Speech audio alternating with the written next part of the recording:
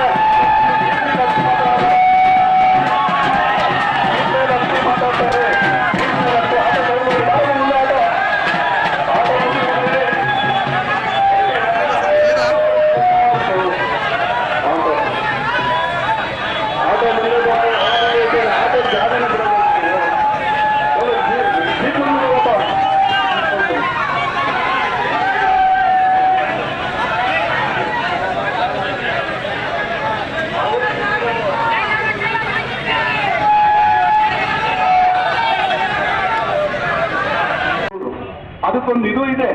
ಮಧುಗಿರಿ ತಿಪ್ಪಾಪುರಕ್ಕೆ ಯಾರಿಗೋ ಬಹುಮಾನ ಆಯ್ತು ಅಂತೇಳಿ ತಿಪ್ಪಾಪುರಕ್ಕೆ ಬಂದು ಹೋರಾಟ ಮಾಡಿದ್ರು ದೇವೇಗೌಡರು. ಸರಳತೆ ಸಭ್ಯತೆ ಅನ್ನೋದನ್ನ ನೀವೆಲ್ಲೂ ಕಲ್ತ್ಕೊಳ್ಬೇಕಾಗಿಲ್ಲ.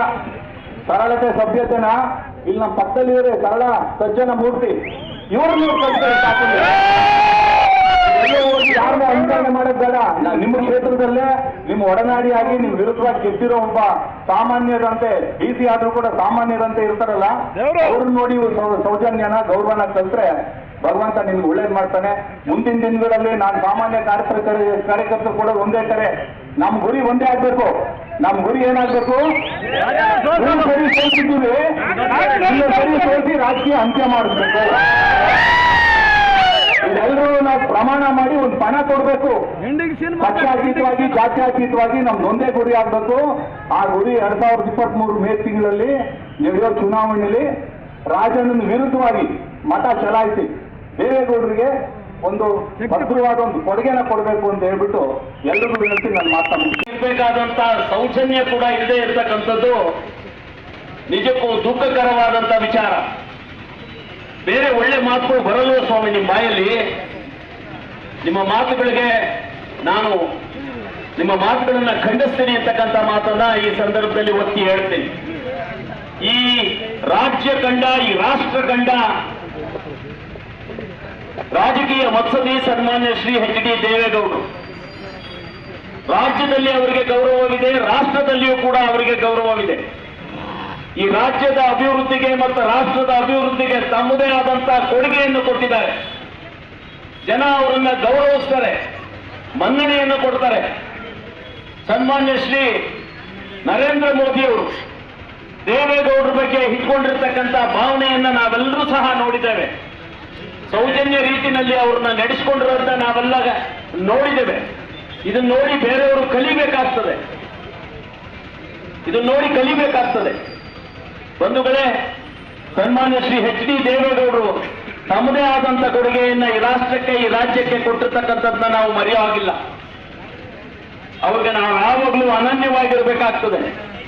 ಅಂತವರ ವಿಚಾರದಲ್ಲಿ ನಾಲಿಗೆಯನ್ನು ಹರಿಬಿಟ್ಟಿರ್ತಕ್ಕಂಥ ಸನ್ಮಾನ್ಯ ಶ್ರೀ ರಾಜಣ್ಣನವರಿಗೆ ಧಿಕ್ಕಾರವನ್ನ ಹೇಳಲಿಕ್ಕೆ